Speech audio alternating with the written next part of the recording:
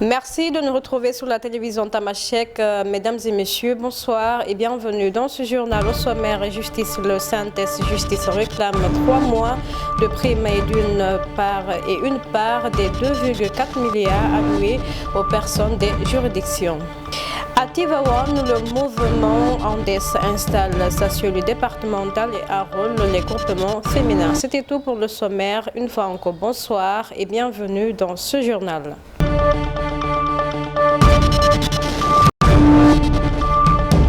Comme je le disais à l'entame, justice à présent à l'issue de son assemblée générale tenue ce 27 juillet à la CNTS Cœur Madia Diop, le syndicat national des travailleurs en éducation spécialisée du ministère de la Justice a réclamé le paiement de 3 mois d'arriérés de prime de l'année 2023. L'organisation syndicale a profité de sa sortie médiatique pour exiger une indemnité.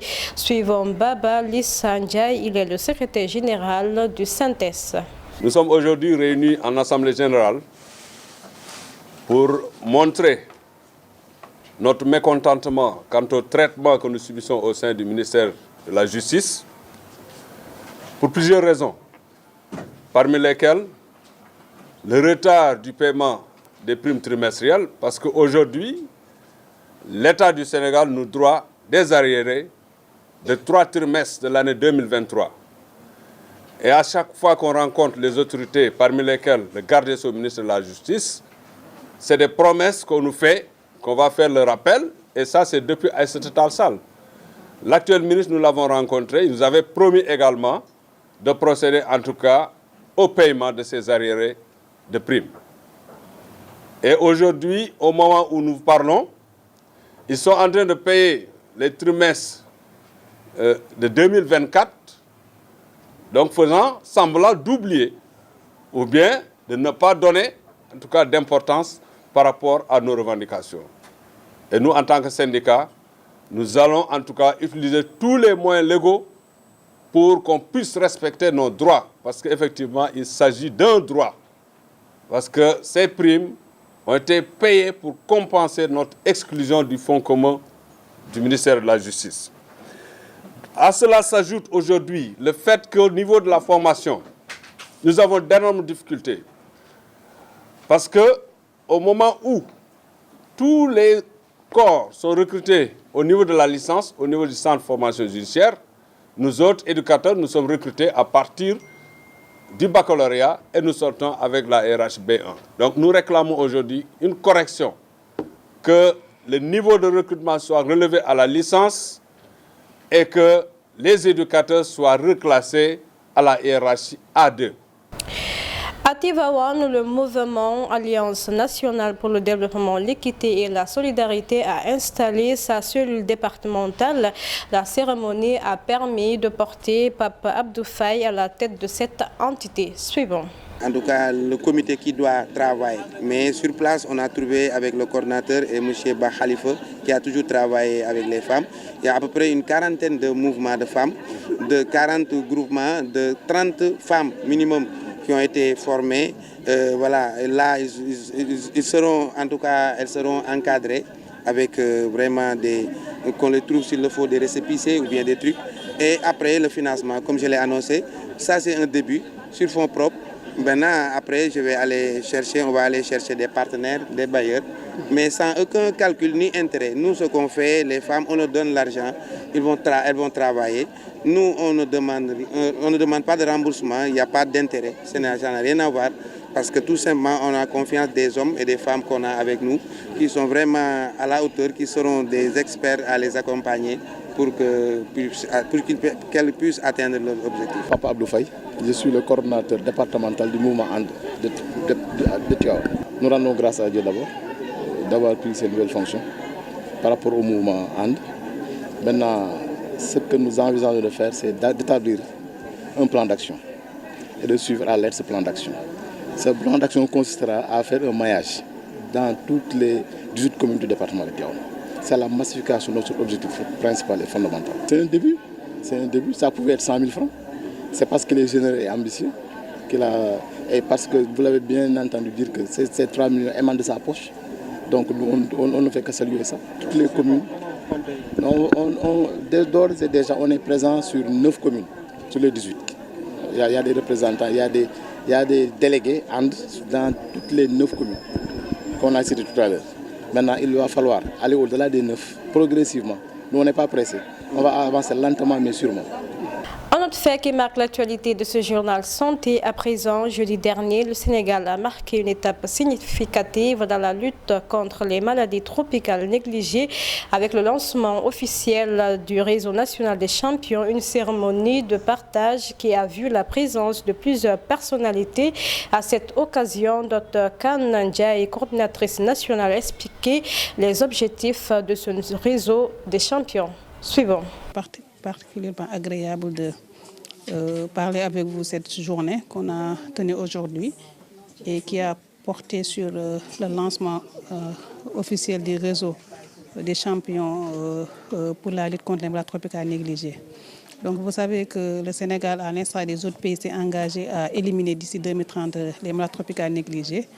Mais pour atteindre ces objectifs, il nous faudra quand même des actions soutenues durables en faveur de ces maladies. Et parmi ces actions, on peut citer en tout cas la mobilisation des parties prenantes, mais aussi le plaidoyer, mais aussi renforcer la visibilité sur les maladies tropicales négligées. Ainsi, le ministère de la Santé et de l'Action sociale, à travers le programme MTN, en collaboration avec Speak Up Africa, a tenu aujourd'hui cette journée pour lancer officiellement les champions qui ont été identifiés de par leur engagement, mais aussi leur appui qu'ils peuvent faire dans la lutte contre les maladies tropicales négligées à travers le plaidoyer pour la mobilisation des ressources, pour la visibilité, pour la communication, en tout cas pour parvenir à soulager toutes ces personnes-là qui souffrent de ces maladies tropicales négligées.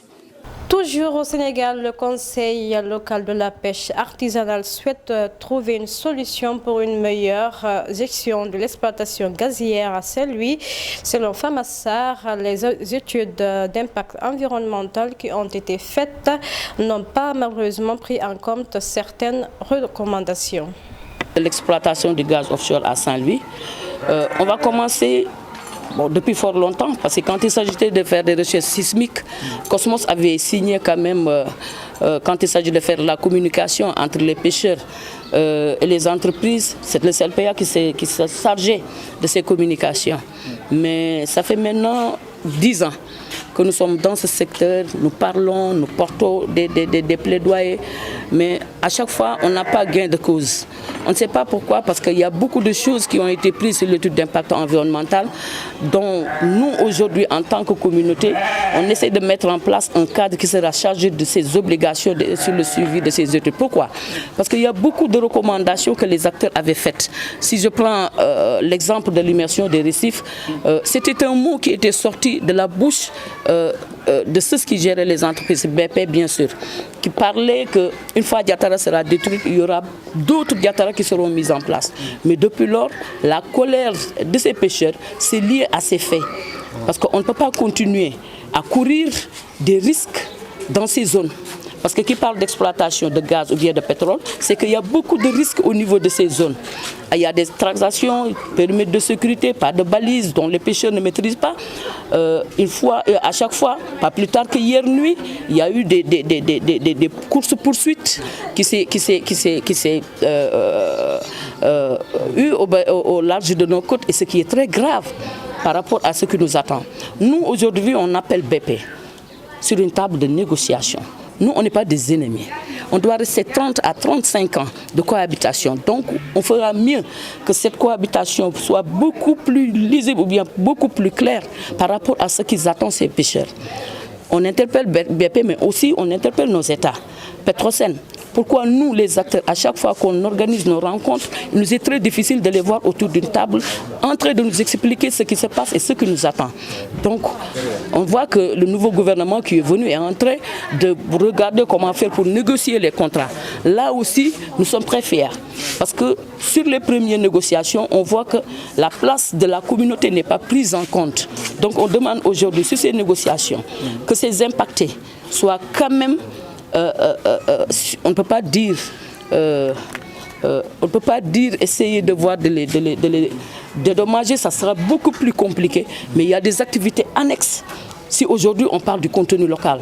On veut que ce contenu local soit revisité pour que ça parle strictement des activités de la pêche. Sport, la 7e édition de la finale du championnat national de football unifié a eu lieu ce samedi au terrain de football de la place de la Nation à Dakar.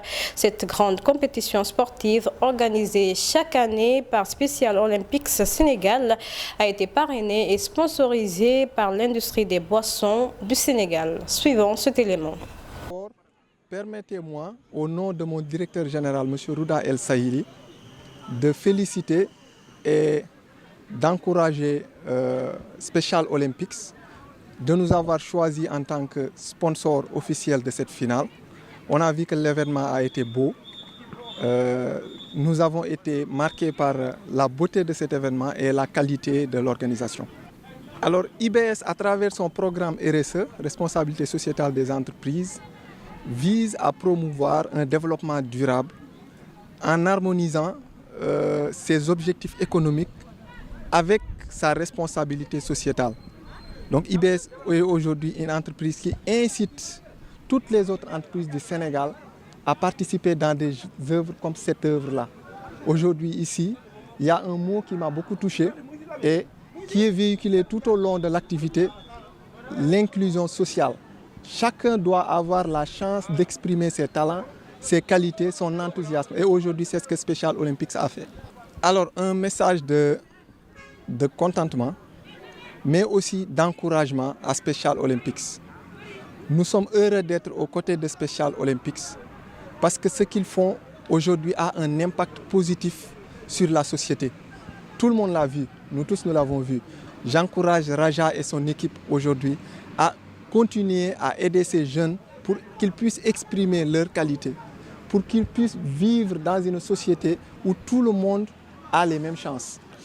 En Guinée, l'Union des forces démocratiques de Guinée, UFDG, a tenu ce samedi son traditionnelle assemblée générale hebdomadaire. Au cours de cette rencontre, Kalemoudou Yansade, vice-président du parti, a abordé le sujet lié à la récente évaluation des partis politiques par le MATD. Ce proche collaborateur de Seloudalen Diallo rassure que l'UFDG est en bonne posture et il demeure le premier parti politique en Guinée.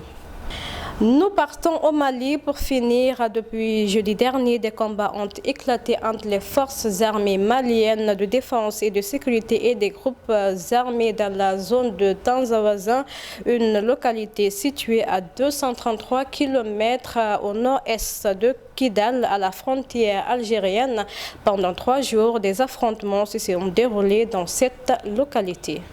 Ainsi prend fin cette édition d'information. Merci de l'avoir suivi sur la télévision Tamashek, la culture au cœur de l'Afrique. Prenez soin de vous et bonne suite de programme à notre compagnie.